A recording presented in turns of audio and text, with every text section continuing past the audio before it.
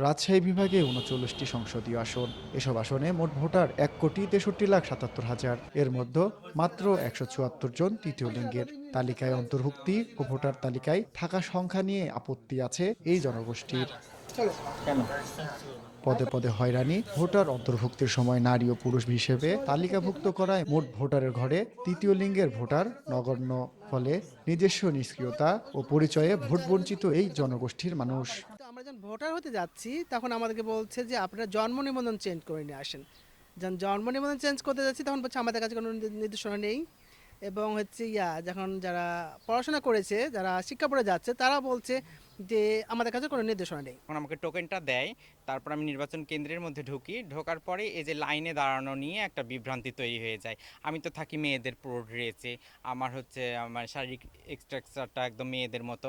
আমি তো ছেলেদের মাঝে যে লাইনে দাঁড়াতে পারি না। আমি মানে হতভম্বর মতো ঘোরাঘুরি করতে করতে হয়তো পরিচিত যদি কেউ থাকে তাদের মাধ্যমে কোনো রকম ভেতরে যেয়ে ভোটটা দিয়ে সাথে সাথে চলে আসতে। অনেকবার নির্বাচন অফিসে গেছি, আমাদেরকে আজকে বলে এটা না ওটা, ওই কাগজটা নিয়ে আনো, তারপর ওটা নিয়ে গেলে বলে কি আজকে এই রুম না ওই রুমে যাও, ওই রুমে গেলে কি বলে কি যে আজকে দোতলায় যেতে হবে, দোতলায় গেলে কি বলে ওরা 1 মাস পরে নিচে সেই কর্নারে 104 নম্বর রুম, এই করে আমাদের অনেক ঘোরানোর পরে লাস্টে যখন শেষ হয়ে যায় তখন বলে যে এটা আর হবে না, এখন আমাদের আপনাদের অনেক বড় বড় যারা এসেছে তাদের কথা বলেছে, এটা এখন আর হচ্ছে না। ভোট দিতে গেছিলাম, ভোট দিতে যায় প্রথমে আমাদের এটা টোকন দেয় একটা, ওটা খুঁজে পাচ্ছিল না।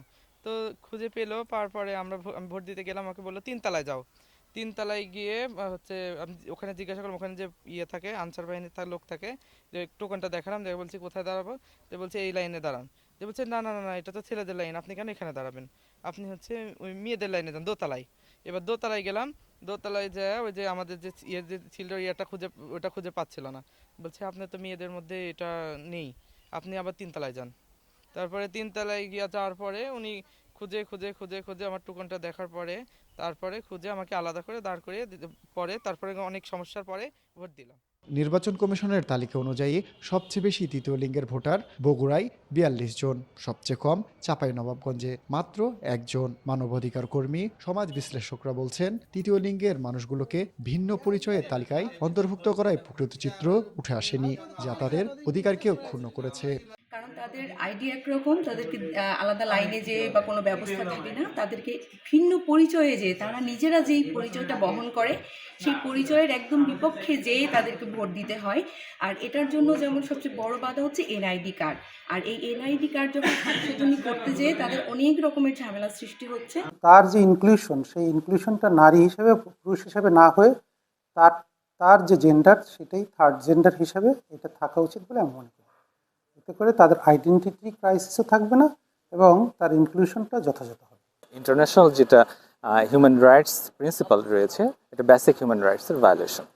এটা যদি ভায়োলেশন অফ হিউম্যান রাইটস হয়ে থাকে তাহলে অ্যাজ ফর আওয়ার কনস্টিটিউশনের আর্টিকেল 27-28 এটাকেও এটা ভায়োলেশন করে। এবং আরপিও তো সংবিধানের ঊর্ধ্বে না, আমাদের নন ডিসক্রিমিনেটরি অ্যাটিটিউড থাকতে হবে। আর আমাদের হাইকোর্টের অ্যাপেলেট ডিভিশনে অনেক রুলিং রয়েছে। ইন্টারন্যাশনাল যে হিউম্যান রাইটসের যে বেসিক প্রিন্সিপালস সেটাকে এনশাইন্ড করতে হবে, আপহোল্ড করতে হবে। আর এটা আমাদের করা উচিত। আমাদের লিগ্যাল মেকানিজমে যদি এটা ভুল করে কোনো কিছু হয়ে থাকে তাহলে সেটাকে কারেকশন করা, ঠিক করা উচিত। এবং তাদের একটা সেপারেট আইডেন্টিটি রয়েছে হিজড়া কমিউনিটি। নির্বাচন কমিশন অবশ্য বলছে অনেকে নারী পুরুষ হিসেবে নাম নিবন্ধন করিয়েছেন, ফলে তৃতীয় লিঙ্গের ভোটারের সংখ্যা ঠিকই আছে। আসলে সকল ব্যক্তি হিজড়া হইলেই যে এটা নিবন্ধিত হবে এটি মূলত বিষয় না, কারণ ওই হিজড়া ব্যক্তিকেও 18 বছর বয়স হইতে হবে, প্রথমত হচ্ছে একটি বিষয়। আর ইতিমধ্যে আপনারা জানেন যে অনেক ব্যক্তি বা অনেক হিজড়া সম্প্রদায়ের লোকও মনে করেন সে নিজেকে কেউ পুরুষ হিসেবে নিবন্ধিত করেছেন, কেউ মহিলা হিসেবে নিবন্ধিত করেছেন। যেহেতু হিজড়া সম্প্রদায়ের বিষয়টি 2018 সালে হাইকোর্টের একটি নির্দেশনার আলোকে হিজড়াকে থার্ড জেন্ডার হিসেবে বিবেচনা করা হয়েছে। এই কারণে আমার মনে হয় যে হিজড়া হিসেবে যারা নিবন্ধিত হয়েছে তাদেরটি যথাযথই আছে। নারী পুরুষ নয়, নিজস্ব পরিচয়ে আগামীতে যাতে ভোটাধিকার প্রয়োগ করতে পারেন এমন দাবি তৃতীয় লিঙ্গের মানুষগুলোর।